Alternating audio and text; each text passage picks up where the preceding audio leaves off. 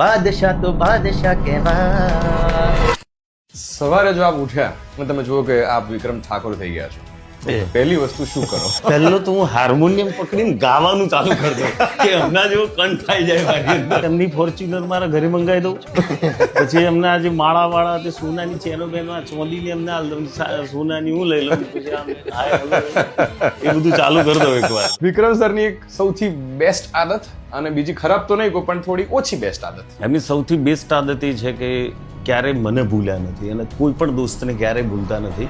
થોડી ઓછી આદત એવી છે, સવારે મારે અર્જન્ટ કામ હોય ને 11 વાગે તો એમનો કોલ જ ના લાગે. જ્યારે પિક્ચર સાઈન કરું ત્યારે ચોખ્ખું જ કહી દઉં 11 વાગ્યા પહેલા હું નહીં આવશે. એ મોડે કહી દે. બાઇક કે કાર?